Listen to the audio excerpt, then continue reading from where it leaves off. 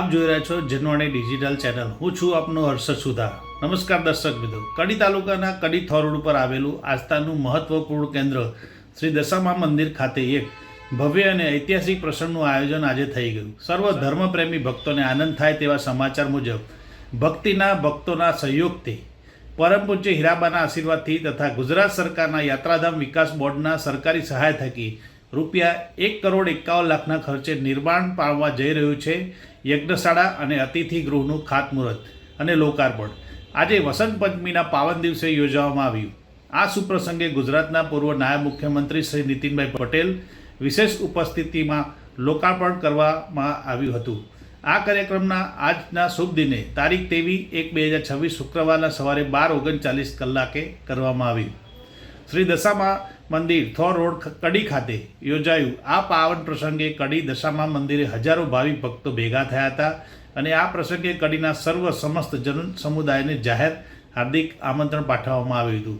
નમસ્કાર મિત્રો, આવા નવા અને લેટેસ્ટ ન્યૂઝ જોવા માટે આપ અમારી ચેનલને લાઈક કરો, શેર કરો અને સબસ્ક્રાઈબ કરવાનું ભૂલતા નહીં। નમસ્કાર મિત્રો।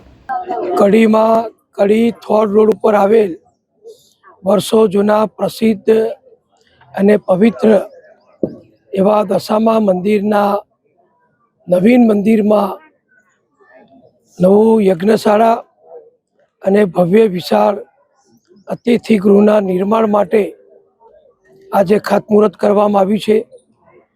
આજે વસંત પંચમીનો પવિત્ર દિવસ છે અને આ દિવસે આ દશામા મંદિર જ્યાં દર વર્ષે પ્રસંગોપાત લાખો ભક્તો દર્શન માટે આવે છે, આખા ગુજરાતમાંથી આવે છે અને અહીંયા પૂજ્ય હીરાબાના દર્શન પ્રાપ્ત કરે છે। એવા પવિત્ર સ્થળે ગુજરાત સરકારના સહયોગથી લગભગ ₹1.5 કરોડ ખર્ચે નિર્મિત થનાર યજ્ઞશાળા અને અતિથિ ગૃહનું આજના પવિત્ર દિવસે કડીના અનેક ભક્તો, સેવકો અને કાર્યકરોની ઉપસ્થિતિમાં રાજેશ્વરી પીઠમના પૂજ્ય ઉર્વશી દેવીજી અને અન્ય સંતોની ઉપસ્થિતિમાં ખાતમુહૂર્ત કરવામાં આવ્યું છે।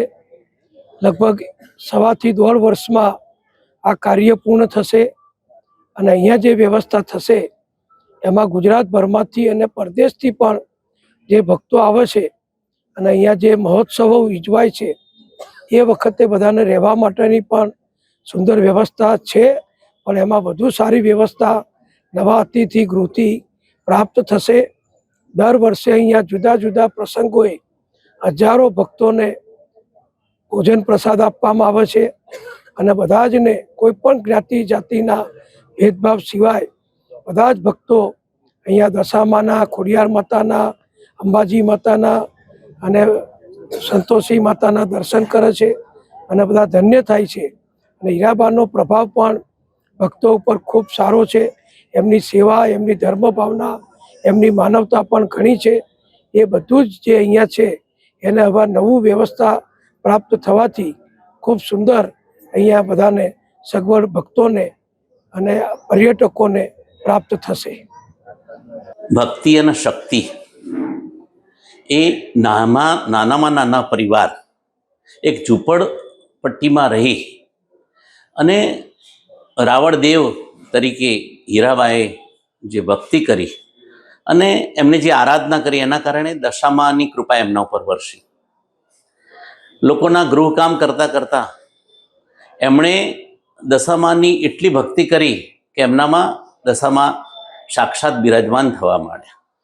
સાથે સાથે જય અંબે ચુંદડીવાળા માતાજી અંબાજી સ્થિત, જેઓ આજીવન કોઈ પણ પ્રકારનું અન્ન નહીં, પાણી નહીં, એવા પ્રકારની ભક્તિ કરી એમના સાનિધ્ય મળ્યું અને એમની ઉર્જા પણ એમને પ્રાપ્ત થઈ અને આ ઉર્જાના કારણે દશામા મંદિર જે કરણપુર જેવા સામાન્ય વિસ્તારમાંથી આજે થોર રોડ ઉપરના વિશાળ જગ્યામાં આવ્યું છે અને અહીંયા સેંકડો લોકો સમગ્ર ગુજરાતમાંથી, મહેસાણા જિલ્લા સાથે સમગ્ર ગુજરાતમાંથી લોકો દર્શનાર્થે આવે છે।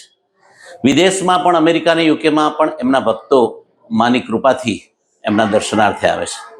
હીરાબાની જે ભક્તિ એના કારણે સમગ્ર કડી મહેસાણા જિલ્લાને એક અલગ પ્રકારના વાઇબ્રેશન્સ ને ઉર્જા મળે છે, અને એમની ભક્તિના કારણે ખૂબ મોટા સેવાકીય કામો અને ભક્તિના કારણે માતાજીની કૃપા કડી શહેર ઉપર અને મહેસાણા જિલ્લા ઉપર અવિરત વરસી છે.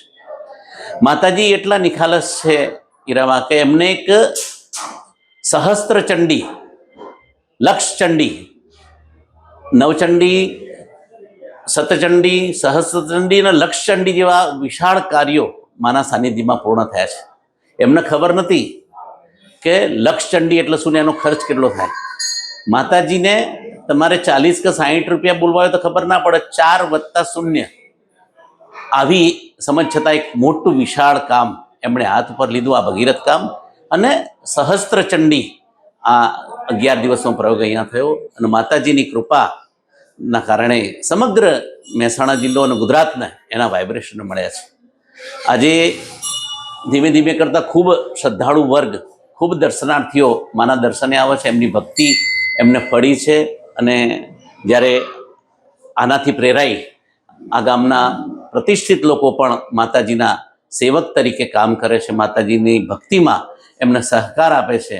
જ્યારે ગુજરાત સરકારના યાત્રાધામ પવિત્ર વિકાસ બોર્ડ દ્વારા 1,65,00,000 જેવી માતબર રકમ ફાળવી અને એક સત્સંગ હોલ, અતિથિ ભવનનું નિર્માણ આજે જ્યારે થઈ રહ્યું છે, ગુજરાત સરકારના પૂર્વ મુખ્યમંત્રી અને કડીનું ગૌરવ શ્રી નીતિનભાઈ પટેલના સહયોગથી અને પૂર્વ ધારાસભ્ય શ્રી સ્વર્ગસ્થ કરશનભાઈ સોલંકીએ પણ આ કામને વધારે ઝડપ મળે એવો પ્રયાસ કર્યો છે. ત્યારે આજના રૂડા અવસરે ની ભક્તિ સહ માં ખૂબ આગળ કડી ગામ, મહેસાણા જિલ્લો અને એમના ભક્તોના આશીર્વાદ આપે એવી મા ભગવતીના ચરણોમાં આજે પ્રાર્થના કરું છું. હીરાબા એક વિરાટ વ્યક્તિત્વ છે.